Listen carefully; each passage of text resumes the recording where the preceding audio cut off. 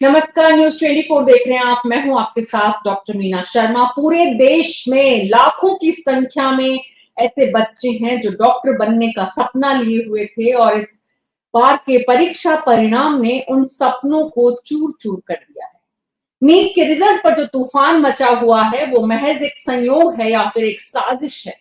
ये सवाल आज हम इसलिए कर रहे हैं क्योंकि रिजल्ट आना था 14 जून को, यानी कि आज से कम 6 दिन बाद। लेकिन रिजल्ट आ गया आज से 4 दिन पहले। चुनावी परिणाम के नतीजों के बीच आखिर नीट का रिजल्ट क्यों आया?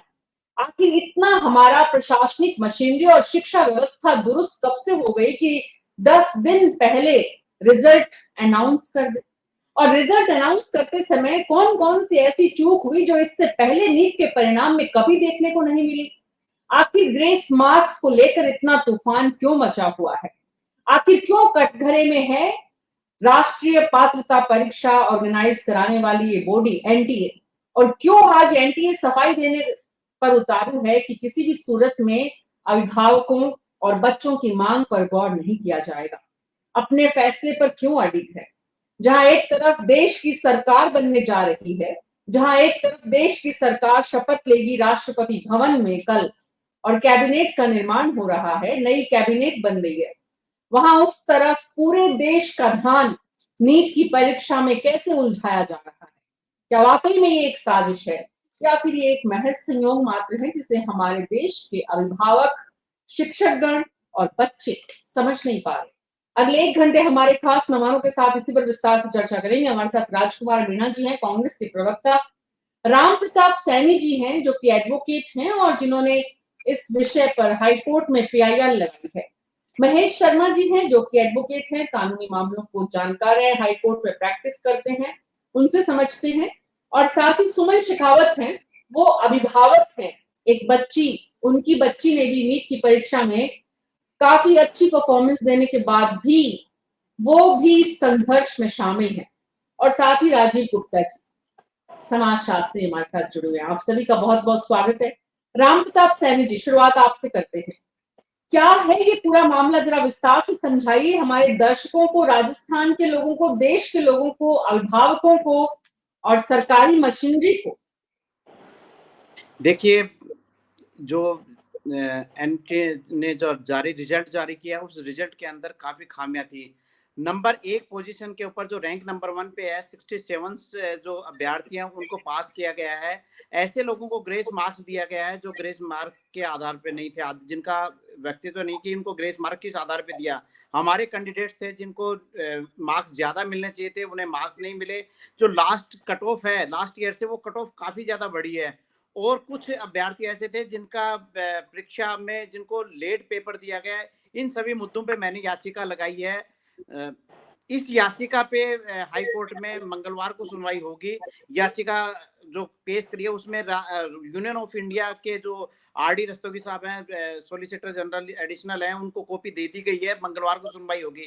इसमें याचिकाकर्ता का कथन ये था कि उसका जो मार्क्स है वो अधिक मार्क्स आने चाहिए थे जो कम दिए, तो उन लोगों को ग्रेस मार्क देके नंबर 1 पोजीशन पे पहुंचा दिया गया है। इसमें तथ्य के साथ हमने याचिकाएं पेश करी है। इसमें ओएमआर शीट लगाई है लोगों की, अभ्यर्थियों की, साथ ही हमने इसमें उनका रिजल्ट जो स्कोर कार्ड है वो लगाया है। कोर्ट में पेश किया गया है कि कैसे कैसे इन्होंने नंबर बढ़ाए हैं।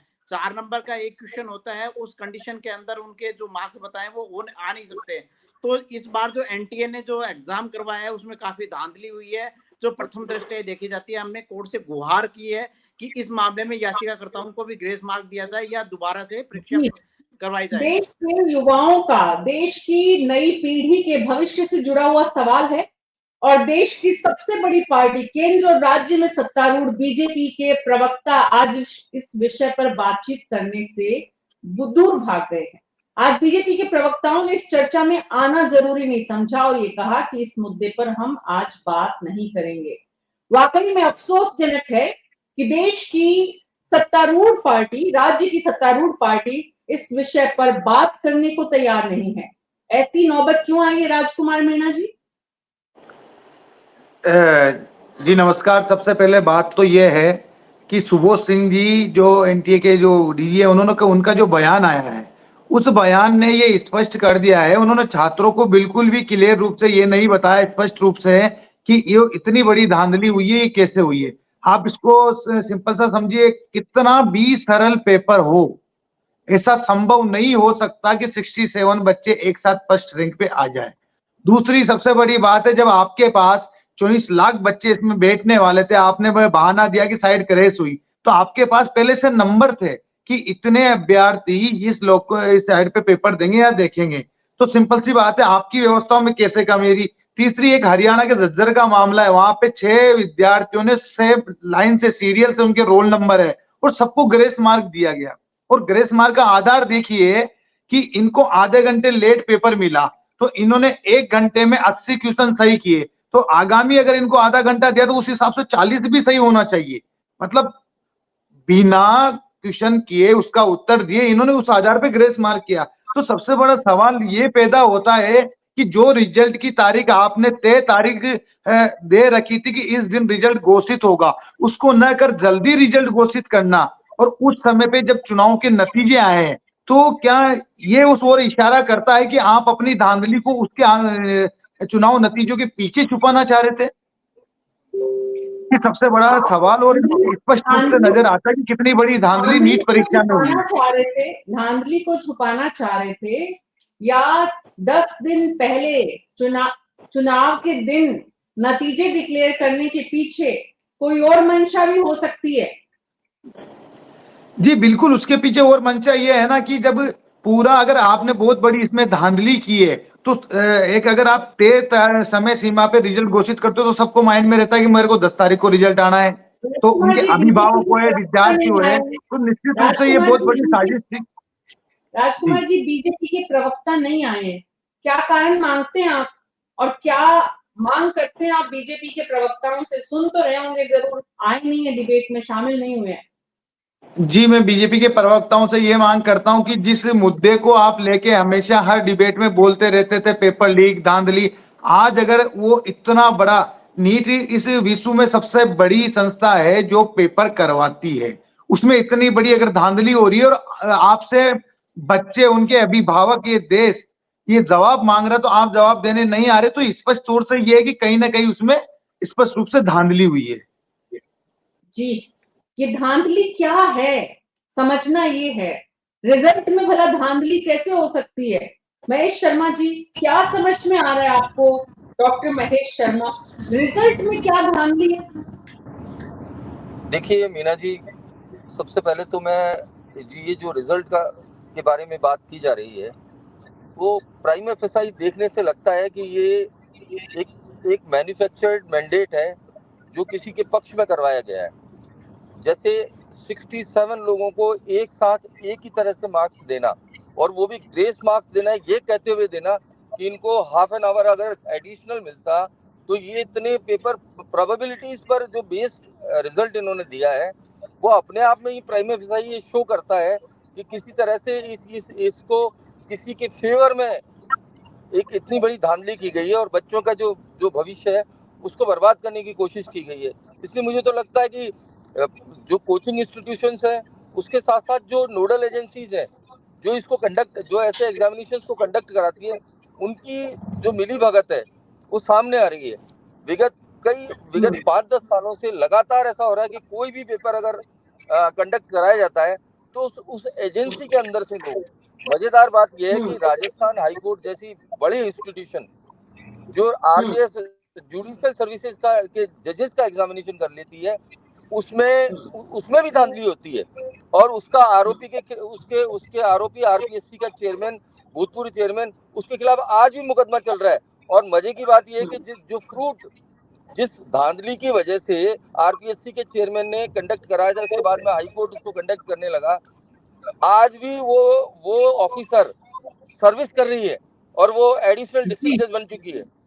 तो ये नहीं कह सकते कि किसी एक इंस्टीट्यूशन में, मैं ये कह सकता हूँ कि आज परीक्षाओं से संबंधित जितने भी महकमे हैं, चाहे वो आरपीएससी हो और चाहे यूनिवर्सिटीज हो, नोडल एजेंसीज हो, या रीट की परीक्षा करवाने वाली हो यूनिवर्सिटी हो, या नीट करवाने वाली एजेंसी हो, सभी के में ये है कि कोचिंग माफिया का इतना हस्तक्षेप हो चुका है कि उन एजेंसीज के लोगों के साथ में कोचिंग माफिया मिलकर और वो जिसको चाहे उसको बेनिफिशियरी बना सकते हैं। जी, और इस पूरे माफिया गैंग में, जिसमें इस माफिया में कोचिंग इंस्टीट्यूशन है, ऑफिसर्स है, और भी कौन कौन है, एक लंबी फहरिस्त है, लेकिन इसका खामियाजा जिनको भुगतना पड़ता है, सफर जो मीना करते जी, हैं। एक कोटा की बात और घटना हमने देखी है, इस नीट के रिजल्ट के बाद कोटा में एक बच्ची के सुसाइड का जो वीडियो आया था, हम सब ने देखा है। जी महेश जी बोलिए। मैं एक बात और कहना चाहता हूँ कि ये बेसिकली जरूरत है पॉलिटिकल विल की। ऐसा माना जाता है कि जो पब्लिक ग्रीवेंस सिस्टम है वो सरकारों से खत्म हो चुका। आज सरकारों के पास में कोई ऐसा मैकेनिज्म नहीं है कि आम जनता की राय, आम जनता के सवाल या आम जनता की समस्याओं को, ग्रीवेंसेस को एड्रेस कर सके। वो ग्रीवेंस का रिलेटेड फॉरम बिल्कुल खत्म हो चुका है। इसी वजह से किसी सरकार की पॉलिटिकल विल नहीं होती। राजस्थान की जो गवर्नमेंट आई थी उसकी पॉलिटिकल विल भी यही थी कि इन्होंने जो रीट की परीक्षाएं थी उनके ऊपर जितने माफिया हैं उनके ऊपर वो करा, लेकिन आज तक ऐसा लगता नहीं है कि कोई प्रभावी कार्रवाई हुई हो। जी, क्यों नहीं होती प्रभावी कार्रवाई? क्योंकि गैंग है, मिले हुए माफियाज हैं, सब सक्षम है, सब प्रभावशाली हैं और सब मिलकर इस गेम को चला रहे हैं। लेकिन जैसा मजेदार बात यह है कि उनके पॉलिटिकल मास्टर्स के बिहाफ पर वो सारा गैंग ऑपरेट करते हैं। इनका जो आउटकम का जो फ्रूट है वो हाईएस्ट लेवल पॉलिटिकल मास्टर्स से लेकर और लास्ट आदमी तक वो डिस्ट्रीब्यूट होता है। इसलिए पॉलिटिकल विल तो हो नहीं सकती। तो सवाल ये उठता है कि जो सफर करने वाले बच्चे हैं वो क्या करें, वो कहाँ जाएं, वो किसके पास रहें, और उसमें उन अभिभावकों की क्या गलती है जो पूरी जिंदगी अपनी पूरी ताकत लगा के बच्चों को परीक्षा के मोड़ तक लेकर आते हैं, अच्छी मेहनत कराते हैं, और उसके बाद काबिल बच्चे इस परीक्षा से बाहर हो जाते हैं और उनका हक नहीं मिल पाता है। सुमन शेखावत हमारे साथ अभिभावक हैं, उनकी बच्ची ने भी इस एग्जाम को दिया और इसमें जो उनके मार्क्स आए उसके बाद की वस्तुस्थिति उनको कैसे पिछले 3 दिनों से परेशान किए हुए हैं। सुमन बताएं जरा विस्तार से।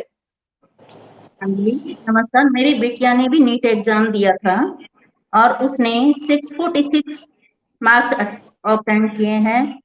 उस बच्ची के उस दिन रिजल्ट जब 14 जून को आने वाला था, रिजल्ट आ गया 4 तारीख को, और अचानक रिजल्ट आया। हमने देखा कि बच्चे की रैंक जो है वो 32,000 पे जारी है, 646 मार्क्स पर। हमें आश्चर्य हुआ। थोड़ी देर में हमने सुना कि मेरिट बहुत हाई जाएगी और हम तो बहुत निराश हो गए। गुड़िया भी बहुत निराश हो गई कि मेरिट 655 जारी है, ये कैसे हुआ? लास्ट ईयर 610 मेरिट गई थी और हमने सोचा कि गुड़िया की रैंक आ जाएगी लगभग 7-8 हजार के करीब, हमें भी अच्छी कॉलेज मिल जाएगी। और गुड़िया ने 1 साल बहुत बहुत कड़ी मेहनत की है, दिन रात एक कर दिए थे इस बच्ची ने। हमने सोचा कि भी चलो इस बार कॉलेज बहुत अच्छी मिलेगी, गवर्नमेंट कॉलेज मिल जाएगी, हमें जोधपुर जैसी कॉलेज मिलेगी, गुड़िया पढ़ेगी। लेकिन जिस दिन रिजल्ट आया उस दिन से हम तो परेशान हो गए, ये क्या हुआ? सुमन लेकिन ये बताएं जो भी लोग इस चर्चा को सुन रहे हैं या जिन लोगों को भी इस विषय में कम जानकारी है, वो ये सवाल कर सकते हैं, सोच सकते हैं, पूछ सकते हैं कि कट ऑफ तो हर बार ऊपर जाती है, कट ऑफ ऊपर जाना कोई गलत नहीं है, कट ऑफ ऊपर जा रही है इसका मतलब बच्चों ने और ज्यादा मेहनत की है। क्या इस बात को इस तरह से नहीं समझा जाना चाहिए कि कट ऑफ ऊपर गई है इसका मतलब बच्चों ने और ज्यादा बेहतर प्रदर्शन किया है? बिल्कुल, इतना ज्यादा भी बेहतर प्रदर्शन कैसे कर सकते हैं बच्चे, जबकि फिजिक्स का पेपर टफ था, लेवल हाई था उसका और बच्चे ज्यादा थे, लेकिन एक साथ इतने बच्चों के रैंक हो नहीं सकता ऐसे। फिर हमने भी ये सुना कि ग्रेस मार्क्स दिए गए हैं जिन बच्चों ने टाइम लॉस किया है। तो ग्रेस मार्क्स का रूल्स कहाँ से आ गया? ये नोटिफिकेशन में कुछ भी नहीं था। एनटीए ने अगर हमें भी ये बता देते पहले से, ये होता कि भी हाँ ग्रेस मार्क्स मिलते हैं नीट जैसे एग्जाम में, तो हम भी सोचते। गुड़िया के भी 5 मिनट उसमें लॉस हुए थे, उसको लेकर हम भी परेशान थे, लेकिन हमने सोचा ग्रेस मार्क्स का कुछ है ही नहीं, हमारे माइंड में नहीं था ग्रेस मार्क्स तो ऑनलाइन एग्जाम में होता है, नीट जैसे एग्जाम में ग्रेस मार्क्स कहाँ से आ गए? और एक ही सेंटर से जब हमने सुना कि इतने बच्चे 720 लेकर आ रहे हैं, ये कैसे पॉसिबल हो सकता है? इतना तो इजी पेपर नहीं था कि 720 ले आए बच्चे एक साथ। इतने इंटेलिजेंट कैसे हो गए बच्चे? एक एक नंबर पे, मतलब इनकी रैंक देखो आप, बहुत हाई रैंक चली गई। इतनी रैंक हमने कभी नहीं सोचा था। इससे पहले क्या इतनी हाई रैंक गई नहीं है? इससे कभी नहीं, पिछले कभी कुछ नहीं। सालों की बात करें, हम पिछले 5-7 हाँ, सालों की बात करें, बिल्कुल। आप देखिए, कभी इतनी हाई रैंक गई ही नहीं। तो आपका कहना है कि इससे आज तक इतनी हाई रैंक नहीं गई, आज तक नीट के एग्जाम में ग्रेस मार्क्स का प्रोविजन नहीं था। आपको लगता है कि इस एग्जाम के परिणाम में कुछ गड़बड़ झाला हुआ है, तो वो गड़बड़ नहीं, झाला वो क्या तो हुआ है सुमन, ये बताएं आप, क्या गड़बड़ हुई है वो? एक तो ग्रेस कुछ मार्क्स आप नहीं। कह रही हैं कि वो सही नहीं है, ग्रेस हाँ, मार्क्स दिए जाते हैं नीट के एग्जाम में, पहली बार और ग्रेस मार्क्स दिए गए हैं। हाँ, ये नीट का पेपर आउट भी हुआ था बिहार में, जैसे न्यूज में भी आया था, एफआईआर दर्ज भी हुई थी, लेकिन एनटीए ने एक्सेप्ट नहीं किया कि पेपर आउट नहीं हुआ। और बाकायदा पेपर आउट हुए थे 4 स्टेट में। उनका भी तो बच्चों को भी लॉस हुआ है। हमारे मेरिट इतनी हाई तभी गई है, पेपर आउट हो गया, प्लस ग्रेस मार्क्स मिल गए बच्चों को। इतनी हाई जा ही नहीं सकती, मेरिट नहीं जा सकती इतनी हाई। जी, तो ये बहुत जो बड़ा दो घोटाला हो कारण गया। समझ में आ रहे हैं, राम प्रताप सैनी जी, लीगल एस्पेक्ट आपको क्या नजर आ रहा है? जो दो कारण पेरेंट्स की चिंता है दो फ्रंट पर, एक तो ग्रेस मार्क्स इससे पहले कभी नहीं दिए गए, और दूसरी जो है वो ये कि इतनी कट ऑफ जो रैंक है वो हाई इससे पहले कभी नहीं गई। इन दो दलील के अलावा राम प्रताप सैनी जी और अभिभावकों की तरफ से जो बातें रखी गई है, उसके बाद लीगल एक्शन क्या आपको दिख रहा है? क्या एनटीए इस मामले में बैकफुट पर जा सकता है? अगर जा सकता है तो कैसे? देखिए, अभी जो इन्होंने जिस एपेक्स कोर्ट के जजमेंट का हवाला दिया है वो 2018 का जजमेंट है, ऑनलाइन का जजमेंट है 2018 का, वो इससे संबंधित नहीं है। ये जो परीक्षा हुई है वो एक समय पे हुई है, एक पेपर था सबका, तो इसमें ग्रेस मार्क्स देने का मतलब ही नहीं होता है कि ग्रेस मार्क दिया जाए। ग्रेस मार्क नॉर्मलाइजेशन और जो ये सारी चीजें की जाती हैं वो उस कंडीशन में की जाती हैं कि आपका पेपर हार्ड था, दूसरे का सरल था, या आपका पहले पारी में पेपर हो गया, दूसरे का दूसरी पारी में पेपर हुआ। इनका सभी का एक साथ में पेपर हुआ है, एक समान पेपर था, तो ग्रेस मार्क का तो कोई मतलब ही नहीं है। जिस जजमेंट का हवाला दिया है, नीट में कोई जजमेंट नहीं हुआ, जजमेंट पुराना 2018 का जजमेंट का हवाला देते हैं, उस जजमेंट के अनुसार हम इसको दे रहे हैं। तो जब कोई जजमेंट आपका हुआ ही नहीं, कोई कोर्ट में पिटीशन लगी ही नहीं, आपने किस आधार पे उन्हें दे दिए नंबर? ये समझ में नहीं आया। जो जिस जजमेंट का हवाला दिया वो इससे संबंधित नहीं था। 2018 का दूसरा जजमेंट है, उसमें ऑनलाइन में उनके पास क्वेश्चंस नहीं आ पाए थे। तो ये तो सरासर बच्चों के साथ नाइंसाफी, इसको हमने देखा है। दूसरी तरफ ये जो जी, बता रहा हूँ कि इनका जो हमारे जो कैंडिडेट्स हैं उनको आधे घंटे लेट पेपर दिया गया। उनकी ओएमआर सीट के ऊपर लिखा हुआ है कि आपको पेपर 2:35 पे दिया गया है। जब उन लड़कों को ग्रेस मार्क दिया जाता है तो विद्या आश्रम स्कूल का जो एक सेंटर था, तो इनको बच्चों को क्यों नहीं दिया? आप ग्रेस मार्क की बात कर रहे हो तो पिक एंड चूज की कहां से आ गई? इन्हें भी टाइम नहीं दिया गया। राजस्थान की काफी स्कूलें थी जहां पे लोगों को नहीं दिया गया पेपर। हमारी जो ओएमआर सीट है, जिस कैंडिडेट्स की हमने याचिका दाखिल की है, उस पे जो परीक्षा नियंत्रक है उन्होंने टाइम डाला है कि इतने समय पे इसको पेपर दिया गया है। अब ये समझ में नहीं आ रहा, जब आप एक बच्चे को बिना केस किए हुए उसके नंबर 80-80 90 नंबर बढ़ा रहे हो, दूसरा बच्चा सेम फुटिंग पे है, सेम उसके साथ में भी प्रॉब्लम है, उसको नंबर नहीं दे रहे। दो एमआर जी, सीट आपके सामने है जो हमने पिटीशन में लगाई है हमारी, कि एनटीए ने जो बदमाशी करी है, एनटीए की बिल्कुल बच्चों के साथ में इस बार जो घोर अन्याय की आपके पास प्रूफ है कि 2 बच्चों को लेट पेपर दिया गया, एक को आप 80 नंबर दे रहे हो, दूसरे को नहीं दे रहे हो, ये कहाँ का न्याय है? जी। कोर्ट के महेश शर्मा सामने जी, हमने रखे हैं महेश शर्मा जी, पिटीशन के अंदर। महेश शर्मा जी, और जी, ऐसे है कि पहले भी 2016 और 15 के अंदर जब पीएमटी हुई थी, उसमें पेपर आउट हुआ, दोबारा पेपर करवाना पड़ेगा। इसमें भी बिहार के अंदर एफआईआर दर्ज है, पेपर लीक हुआ है, वहां इन्वेस्टिगेशन में माना है कि पेपर लीक है, उसके बावजूद भी इस एग्जाम को निरस्त नहीं किया गया। और जो इनके जो जिन लड़कों के नंबर मार्क्स आए हैं 719 720 एक नंबर रैंक आई है, उनके लास्ट ईयर का इतिहास देखना चाहिए कि लास्ट ईयर में उनके कितने मार्क्स थे। आप स्केलिंग करोगे, नॉर्मलाइजेशन का फॉर्मूला कैसे अपनाओगे इसके अंदर, एक समान पेपर के अंदर? सुप्रीम कोर्ट के जजमेंट है, पेपर अगर अलग अलग होता है तो समझ में आता है, ग्रेस मार्क है, किसी ने जो पेपर छोड़ा है, जो क्वेश्चन किया ही नहीं, उनका कैसे दे दिया, किस आधार पे दिया, ये समझ के पर है। इन सभी तथ्यों को लेके जो याचिका दाखिल हुई है कैंडिडेट्स की तरफ से कि एनटीए एग्जाम को रद्द किया जाए या जो पिटिशनर है उन्हें भी ग्रेस मार्क दिया जाए, इस पे कोर्ट में जी। हमने एडिशनल एडवांस में जो है यूनियन ऑफ इंडिया के एडवोकेट है उनको कॉपी दी है। इसमें हमने मंगलवार की सुनवाई के लिए डिप्टी रजिस्ट्रार साहब की, क्योंकि जो अभी जो ग्रीष्मकालीन अवकाश है तो एक ही जज बैठता, उसके यहाँ परमिशन मांगी है। जी महेश शर्मा जी, सवाल ये उठता है कि हमारे देश का लीगल सिस्टम जिस तरह का है, जितना लचीला है, जितना समय लगता है, उसमें इन बच्चों को न्याय मिलने की कोई उम्मीद है? ऑडियो ऑन करिए प्लीज महेश जी। सॉरी मैं बहुत विश्वास के साथ कह सकता हूँ मीना जी कि देश का लीगल सिस्टम जो है लचर ही नहीं, इतना खोखला हो चुका है। और ये कैटेगराइजेशन करता है सिटीजन्स के, among the citizens there are 2 categories. एक वो जिनको सारी सुविधाएं फैसिलिटेट करनी है और एक वो वर्ग जिनको वंचित रखना है। आप देखिए कि एपेक्स कोर्टों के पास, कॉन्स्टिट्यूशनल कोर्टों के पास में सिर्फ वो मुकदमे होते हैं जो पॉलिटिकल पीपल्स के होते हैं।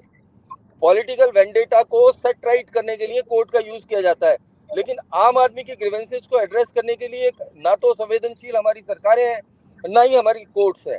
कोर्ट्स में ऐसे हजारों प्रिजनर्स पड़े हुए हैं जिनकी अपीलें 10-10, 12-12 साल से नहीं हुई। इसलिए आज ये इन बच्चों के बारे में कोई सुनेगा, या राम प्रताप सैनी जी बड़े उत्साह के साथ इन्होंने लगाई, मेरी शुभकामनाएं इनको। लेकिन मुझे विश्वास है इस देश के लीगल सिस्टम को कि ये सामान्य आदमी की ग्रीवेंसेस को एड्रेस करने में बिल्कुल मजबूर हो गया है, नाकारा सिस्टम हो गया है। ये केवल उन लोगों के लिए है, पॉलिटिकल वेंडेटा को सेटराइट करने के लिए, या पॉलिटिकल गोल्स को सेटल करने के लिए, या पॉलिटिकल विम्स को चलाने के लिए काम करता है। आम नागरिक के ग्रीवेंसेस को एड्रेस करने के लिए ये आज की जो कोर्ट की व्यवस्था है वो बिल्कुल नाकाफी है। पॉलिटिकल लोगों को भी फायदा इसी में है कि वो अपनी मर्जी से चाहते हैं कि वो कोर्ट्स को अपनी मर्जी से चलाएं। नरेंद्र मोदी सरकार ने 2014 में जब पहली बार आए थे तो लीगल रिफॉर्म्स करने के लिए उन्होंने पहल की थी, लेकिन अदालतें इतनी निरंकुश तरीके से काम करना चाहती है कि उन्होंने उस जो लीगल रिफॉर्म्स के लिए जो एक्ट लाया गया था, जुडिशियल अकाउंटेबिलिटी एक्ट, उसको क्वेश्चन कर दिया। तो ये साबित करती है इस देश की न्यायपालिका कि ये न्याय सिर्फ दिखने के लिए है, न्याय होने के लिए नहीं है। और ना तो आज की तारीख में अदालतों में न्याय हो रहा है, ना दिख रहा है। दिख रहा है सामने कि पॉलिटिकल मास्टर्स के लिए 6-6 घंटे बहस लगातार केसेस चलते रहते हैं, लेकिन वो आदमी जो जेल में पड़ा हुआ है, जिसकी ट्रायल अभी शुरू नहीं हुई है, उसको कोई एड्रेस नहीं करता। तो मैं तो निराश हूँ इस सिस्टम से। मैं एक एडवोकेट हूँ, एक कॉन्स्टिट्यूशनल कोर्ट में काम करता हूँ, लेकिन मैं निराश हूँ इन अदालतों के सिस्टम से और न्यायाधीशों के व्यवहार से। प्रोफेशन में है, आप उस बिरादरी से आते हैं, आप न्यायपालिका को रिप्रेजेंट करते हैं, आप जब निराश हैं तो फिर उम्मीद किससे करनी चाहिए? राजकुमार मीना जी, जब यहाँ पे महेश जी बता रहे हैं कि पॉलिटिकल लीडर्स, पॉलिटिकल मास्टर्स के इशारे को समझा जाता है कोर्ट्स के द्वारा भी, तो ऐसे में बीजेपी इस मुद्दे पर पूरी तरह से चुप है, जवाबदेह नहीं है, एक तरह से अपने आप को जनता के प्रति जिम्मेदार भी नहीं मान रही है, आकर सामने बात करना भी जरूरी नहीं समझ रही है। तो ऐसे में न्यायपालिका से कितनी उम्मीद की जाए कि वो जनता की जो सड़कों पर बच्चे हैं उनकी सुनेगी, या फिर जो सत्ता में बैठे हुए हैं और जो इस विषय पे चुप्पी साधे हुए हैं उनके इशारे को समझेगी? जी मीना जी, सबसे बड़ी बात तो ये है कि बिना पॉलिटिकल सपोर्ट के इतनी बड़ी धांधली नहीं हो सकती। अब ये किसी एक राजनेता या किसी एक अपराधी का मामला तो है नहीं, क्योंकि इस परीक्षा में 24 लाख बच्चों ने अपना पेपर दिया है।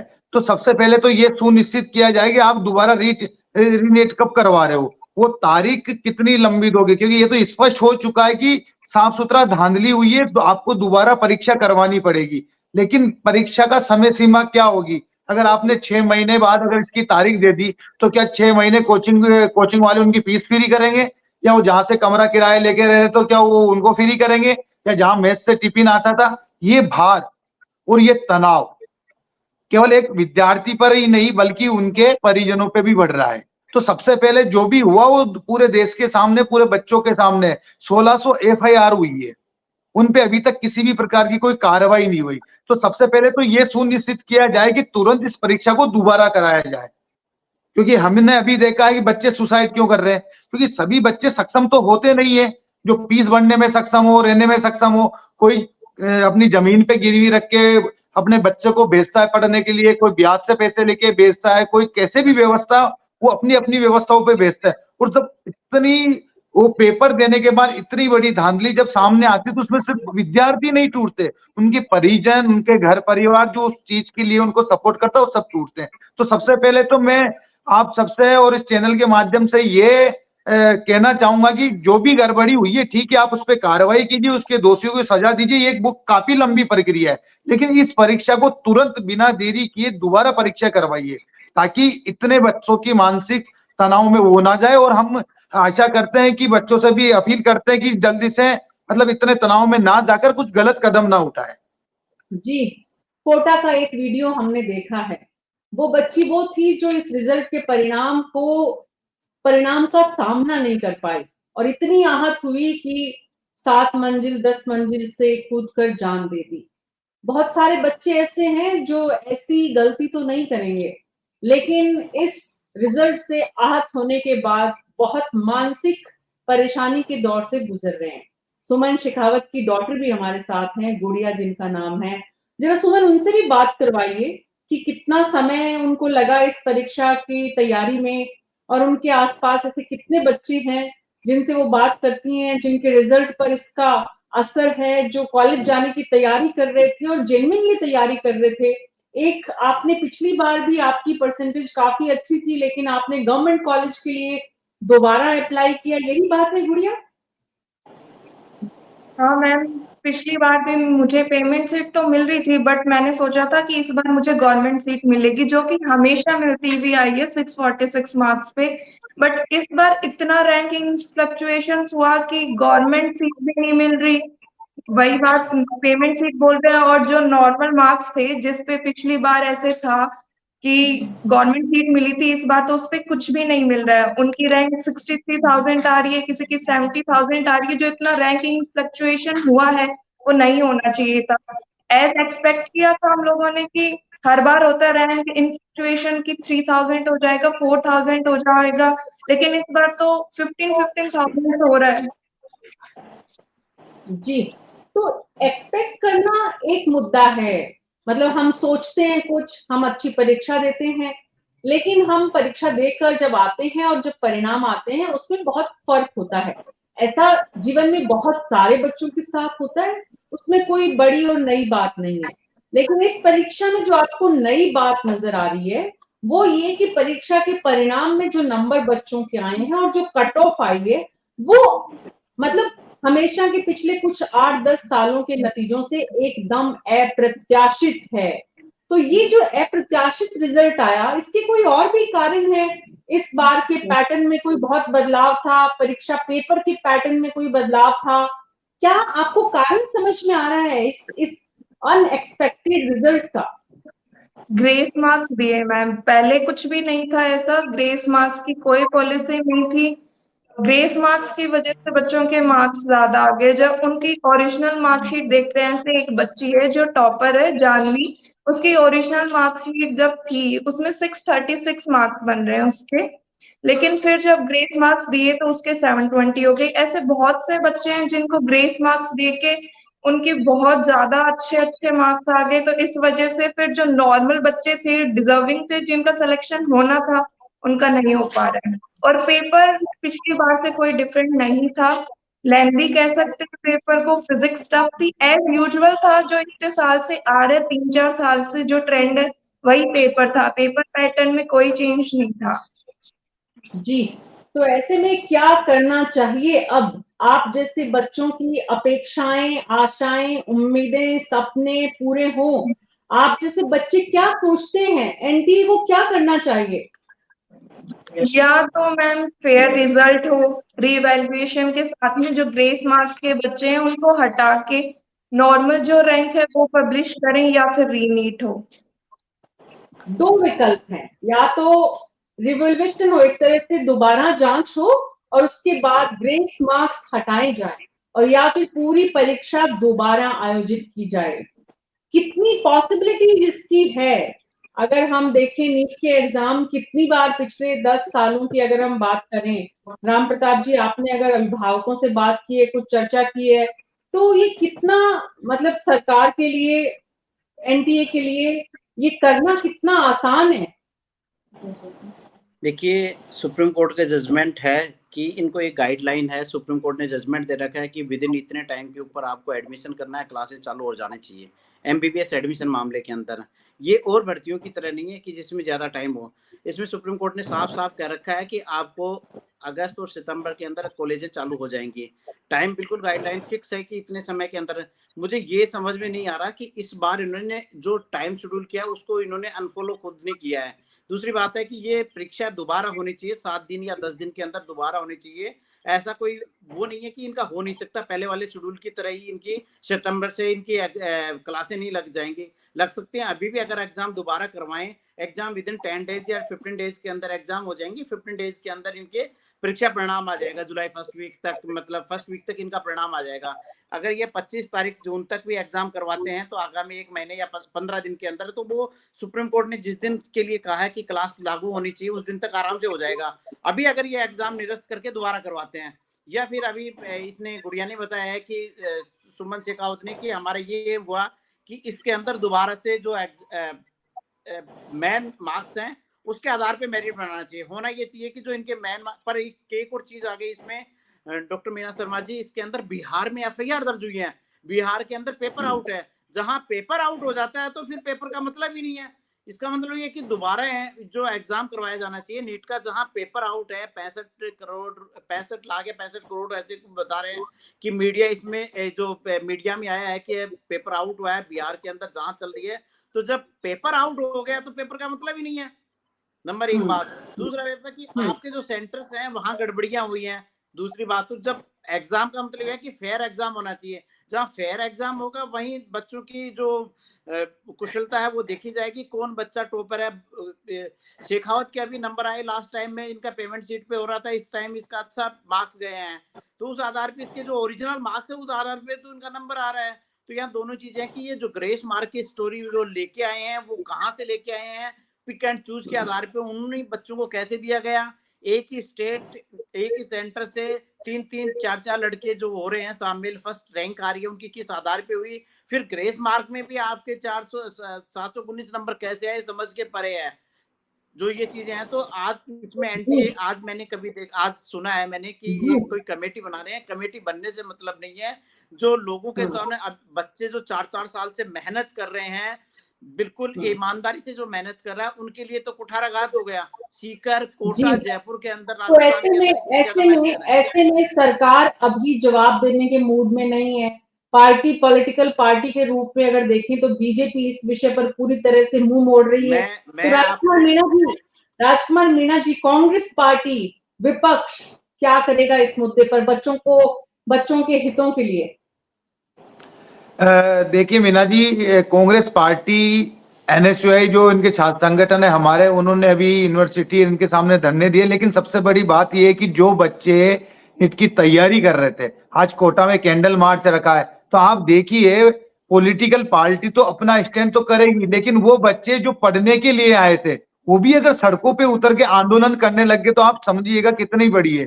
तो इसका सिंपल सा है कि इसकी तुरंत प्रभाव से, या तो जो सुमन शेखावत जी ने बोला कि जो ग्रेस मार्क जो लगाए हैं उनको हटा के ओरिजिनल रिजल्ट जारी करें, या तुरंत उसका रिनेट कराए। इसके अलावा कोई ऑप्शन नहीं। आपने 4 लोगों की कमेटी गठित कर दी। 2 विकल्प है देश की सरकार के पास कि बच्चों के हितों के लिए आप जो है वो इसे या तो दोबारा परीक्षा आयोजित कराए या फिर आप ग्रेस मार्क्स हटाएं। सरकार अगर दोनों ही विकल्पों पर नहीं जाती है, उस सूरत में क्या करेंगे सुमन शेखावत, आप और आपके जैसे अभिभावक?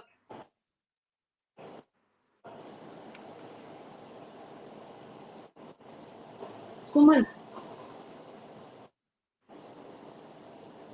कुछ तकनीकी परेशानी है। सवाल यही है कि आम आदमी और आम आदमी के बच्चे ऐसे विषय पर क्या सड़कों पर निकल जाएं? क्या ये उनके लिए मुमकिन है? क्या सत्ता का विरोध करना एक आम आदमी और उसके बच्चे के लिए संभव है? और अगर आम आदमी की आवाज सत्ता में बैठे हुए लोग नहीं सुनेंगे तो कौन सुनेगा और कैसे न्याय मिलेगा?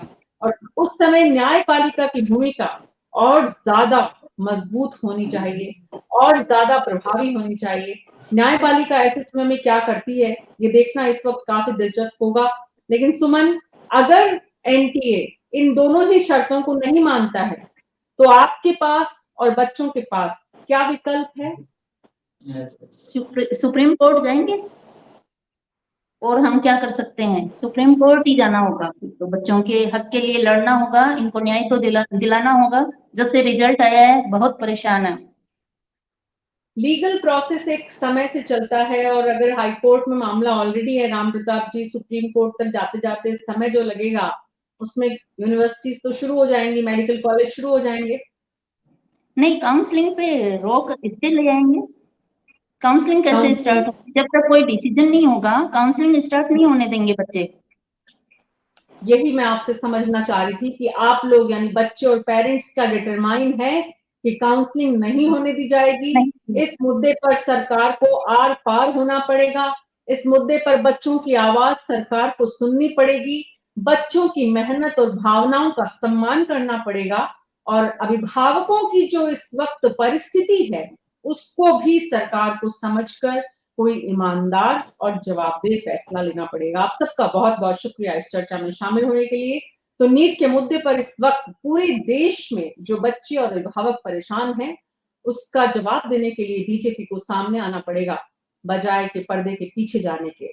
प्रवक्ताओं को कार्यक्रम में नहीं भेजकर बीजेपी इस मुद्दे पर चुप्पी साध कर जो प्रशासनिक मशीनरी की लापरवाही हुई है या नहीं हुई है, दोनों ही स्थिति में स्पष्टता करनी पड़ेगी ताकि आम आदमी इससे जो परेशान हो रहा है, सपनों का जो एक तरह से जो टूट रहे हैं, बच्चे जो आत्महत्याओं के साथ साथ घरों में जो घुट रहे हैं, उन्हें कैसे इस विषय पर इस समय आराम दिया जाए, एक मानसिक संतुलन उनका बना रहे, इतना जो पैसा और मेहनत लगी है परिवारों की, उन्हें समझ में आए कि वाकई में सरकार ने इस काम को बहुत संवेदनशील तरीके से हैंडल किया है इस मुद्दे को, और सड़कों पर जो बच्चे हैं उन्हें वापस कैसे घरों में पहुंचाया जाए।